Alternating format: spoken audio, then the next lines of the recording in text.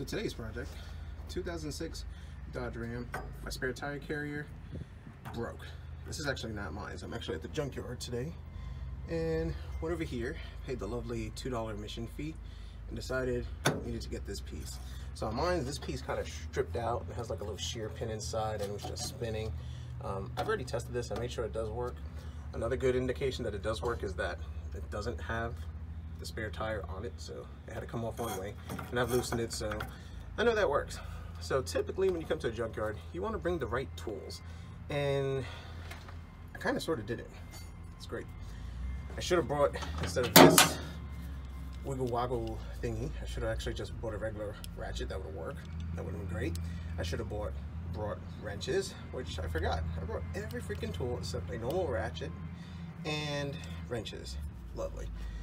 So take this out. You got 3 bolts. 1, 2, 3 over there, and they're extremely tight. And this is going to take me forever to do, but it's okay. You take out these 3 bolts. This thing comes out. This all slides out. Everybody has a happy day. So I'm going to go here, and then I'm going to keep wrenching on this and try to take out these 3 bolts. Like I said, it's 2007 Dodge Ram rear spare tire holder. And when it comes out, I'll show you the picture, and we'll keep going.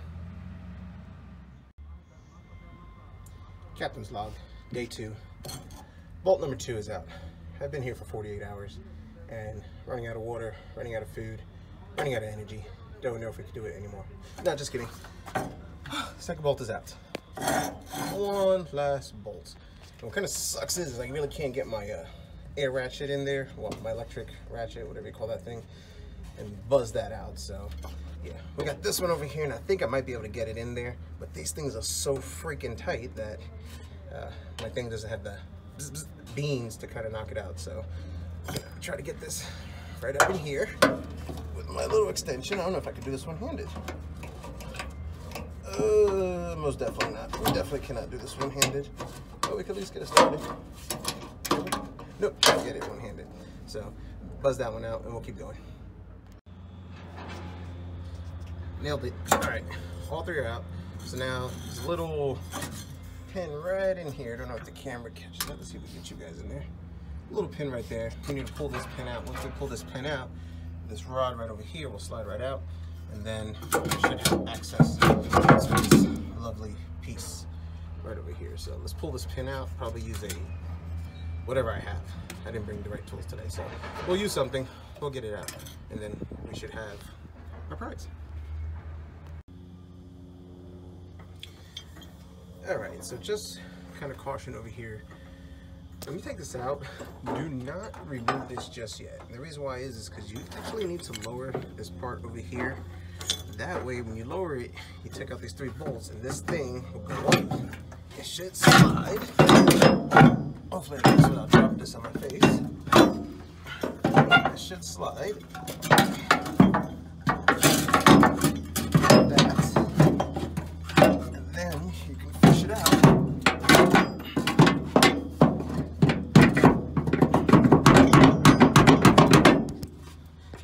Camera down right here. Maybe you might get the angle.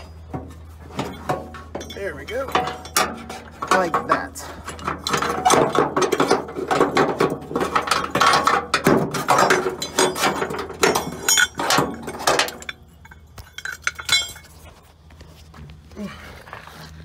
And bingo. We have our prize. Yeah. That took a lot longer than it should. Probably should have paid attention how I took it apart. Well, then again, I had to chop this off to take it apart. And I needed the right tools, which that was important. So yeah, make sure you need to take your rod and your screws, which I know I needed because I'm pretty sure I threw all this crap out a long time ago. So yeah, so now spare tire mount, this, and some other screws. So let's see if I need any other parts. I'll record if I need any other parts, but if not, then we'll head to the house and put this back on.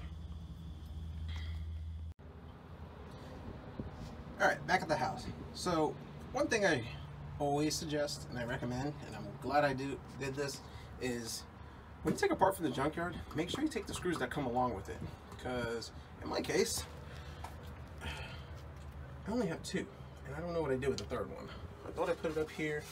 I guess I didn't. So yeah, good advice, always put it on. So now what we're gonna do is we're gonna grab our new piece, which we need to fish through here. So let's see, probably the best way to do is to fish this piece through and then this through there. We should be able to line it up, put the pin in, and this should work. So not gonna be able to do this one-handed, so I'll come back once I have this fished in. That was a lot easier than taking it out, well, primarily because I know what I'm doing. So have that in, lined up, make sure the little dowel over here lines in the direction of this right over here. So now what I like to do is, I love fluid film. Let's see, it gets you in the light. Fluid film is awesome, it works good. Typically on bolts I like to use transmission fluid because that helps kind of cleans up the threads and it has all those good detergents. But this will work, and this doesn't drip, so I really don't want this to drip on my face. So we're just gonna give it a little squirt.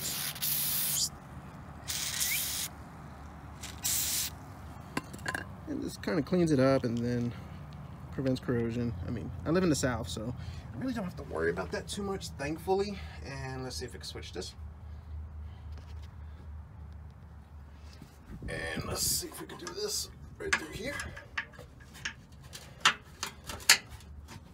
There we go. Let's kind of just get it started.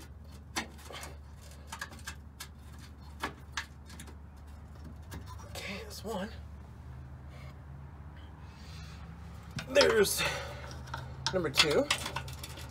Make sure you're wearing goggles because this dirt is quite agitating. Luckily, I wear glasses, so it's good to mess up my $300 pair of glasses instead of wearing goggles. So, you know, that's the responsible thing to do. Let's get to this angle. Let's fish this one in. Bingo. All right, so now we're gonna get the 13. This is 13 millimeter. Tighten this down, torque it to spec, and then we should be able to get this thing going up here. So let me go ahead, let's do that real quick. All right, she's in. So now what we gotta do is we gotta put the rod through here and put that annoying little pin that I had trouble with in the junkyard when I did it completely wrong, and we should be good. Now, a little tip for you northern guys up there, because that's where I'm originally from. Over here, see if that comes in. Spray a little bit of that good stuff in there, that little fluid film in there. Kind of helps with corrosion and all that stuff, keeps it from sticking, so it's always a good thing. And then typically what I like to do over here is kind of do the same thing over here. So let's go ahead and slide this wonderful piece there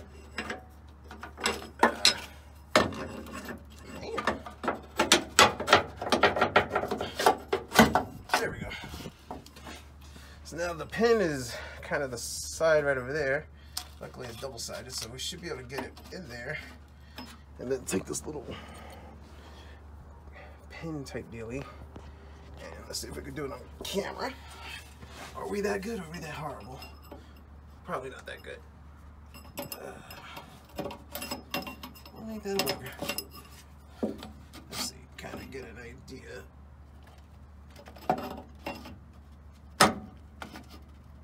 Okay.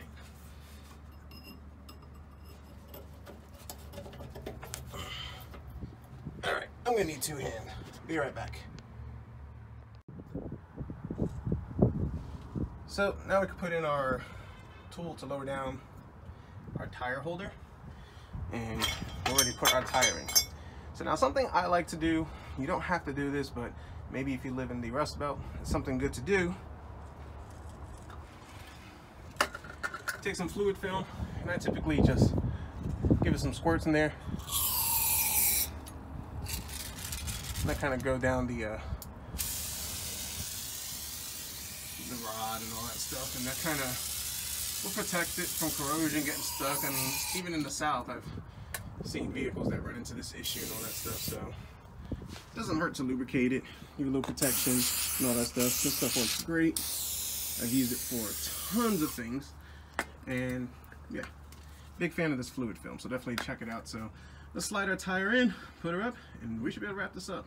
And it's exciting because I no longer have to carry my tire in my bed. Tire was in place, so that wasn't too bad. It was very easy. Luckily the junkyard had it.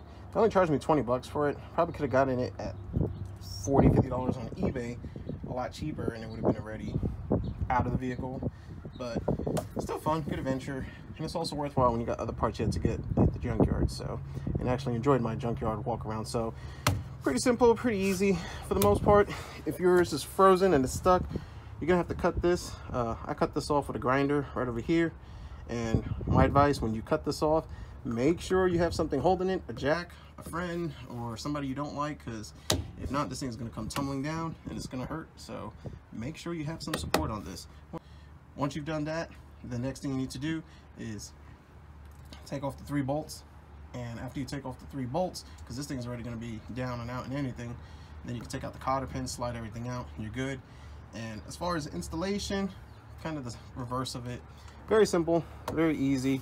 I know up north a lot of times these things are frozen, stuck in there just with corrosion and rust, and that's the way to do it. But down here, my issue was that the pin inside the thing that turns was just, I guess, it's sheared off. You over tighten it.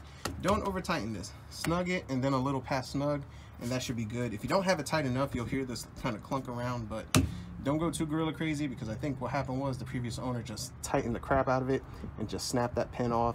But very happy, very simple, very easy. So hope this video helps somebody. Thanks for watching. We'll see what we fix next.